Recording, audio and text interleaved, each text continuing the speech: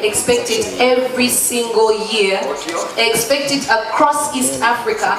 If you can't catch the one in Uganda, catch the one in Kenya, catch the one in Tanzania, catch the one in Southern Sudan. Again, that in itself is a first of its kind. There is no other brand, beer pop brand in East Africa that has ever done a cross East African festival. So again, you know, pioneer, Belaga. Fantastic. But it's just the Oberfest.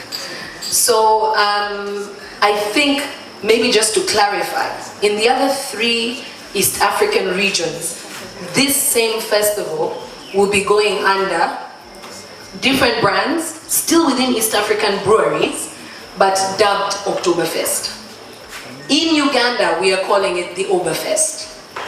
Yes, and it's unique to us simply because of that sustainability aspect.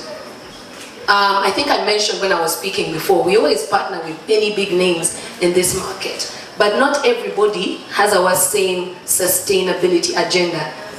So we want this concert, this festival, to be the one where Bell Lager invests not just on the enjoyments, and the enjoyments are important, don't get me wrong, because they pay the checks. Absolutely. However, we want Bell Lager under Oberfest to be the first brand to focus on sustainability.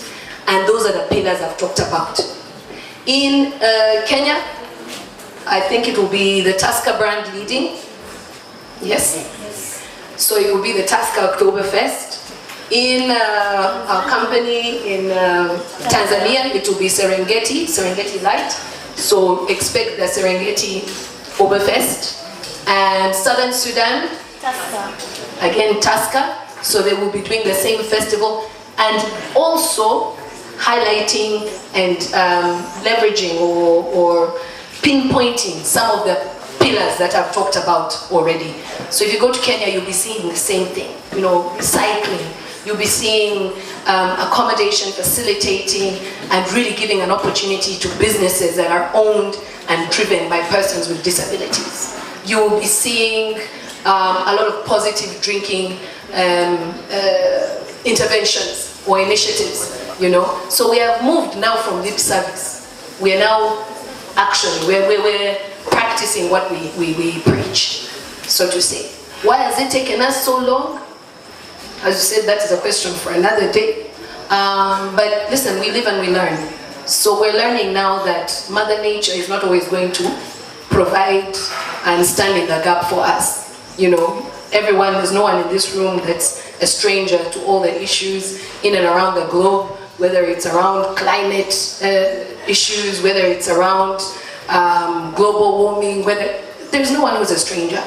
So anything you do now in your manufacturing space, whether it is just a retailer, you've got to do it sustainably.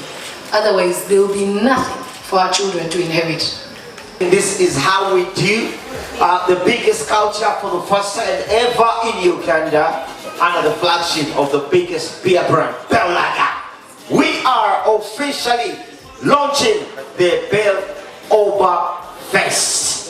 Happy Fest interviews upon request. Look out for somebody you want to talk to, and I'm sure they shall avail you some time. Now, it is time for enjoyments. The nyama is ready. and the beer is there. We have some free beer. Amanya bampita Grace Amenze brand manager wa Bell. Babel olwalero mukoze Oberfest. Ya Oberfest kitegeeza ki mugenda kuba mukola biki byaddi. Olwalero tutongoza festival gye bayita Bell Oberfest. Festival esookedde ddala mu Uganda.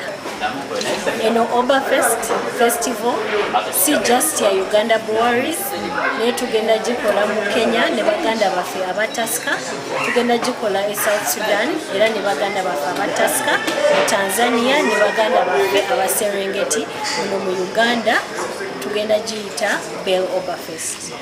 Bell Oberfest tugenda kuleeta ennyimba, tugenda kuleeta amazina, wagenda kubaawo fashion, wagenda kubaawo emizannyo nga kyetukola twagala kulaga nti kino kyetuli ng'Abannayuganda. It's very distracting.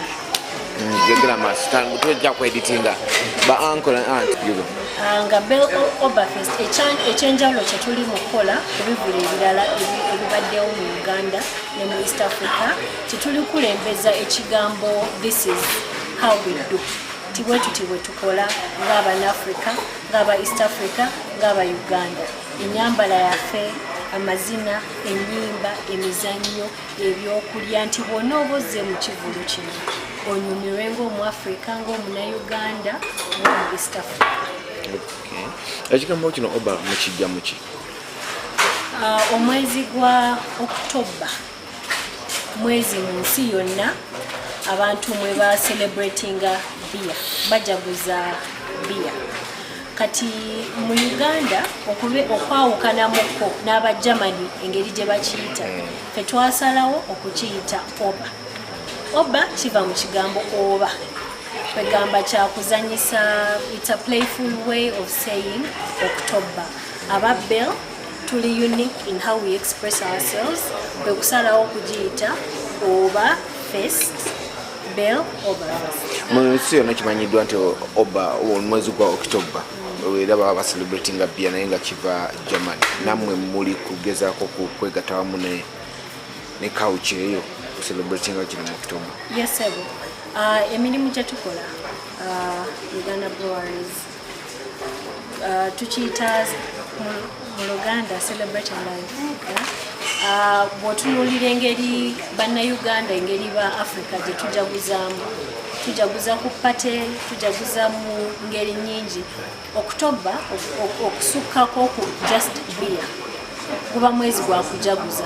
Kyova olaba kye tuli mu kulembeza si just beer, igenda kubeera beer festival, naye ekikulu kya byonna kugenda kuba kujaguza. Kati aba Germany basinzira nnyo ku beer, fe tuligamba manyi this is how we do as Ugandans, si beer yokka, mizannyo. Era ne bwe tukola beer muno mu Uganda tajja kuba beeru yokka, ojja kusanga Serengeti, osangewo Tusker, osangewo Pilsner. Beer portfolio yonna gye tukola nayo nga Uganda breweries naye ejja kubaayo tujaguze ffenna. Neera amajaguza gaffe tugenda kujaguza n'obwegendereza. Bw'oba olaba bye tucommunicatinga events zonna ze tukola nga Uganda breweries, abantu tubakuutira nnyo okubeera responsible, obutanywa nnyo okutamiira. Kyova olaba nti ba partners be tulikola nabo nga safe border bagenda kubanga omulimu ogusinga gwe bagenda okukola kulaba nti abantu abajja okujaguza naffe ku Oberfest batuuse bulungi, ewaka bazzeeyo bulungi. Bw'otunula ku bintu bya payments tulikola ne flexipay, abantu basobola okusasula nga tebagenze kusimba line online, kye tuyita convenient. N'ekirala ekyenjawulo kye tulikola ku Oberfest, tulikola ne ba partners be bayita Light for the World. Ba Light for the World ba organization ekola n'abantu abali differently abled, abantu abatawulira, abali differently abled. Kati fera kye tulikola ne Oberfest kwe kugamba nti tetugenda kusosola abantu. Bw'obanga oba oli muzibe oba towulira ng'olina bizinesi yotunda ngoye, otunda nnyama, osobola okujja n'okola naffe, osobola okujja n'onyumirwa ekivulu, n'onyumirwa ennyimba nga waliwo sign language interpreter akulaga kye bakola. So it's a very inclusive festival nga kyekisinga okubanga we'll edit that out. Kimala. Yeah.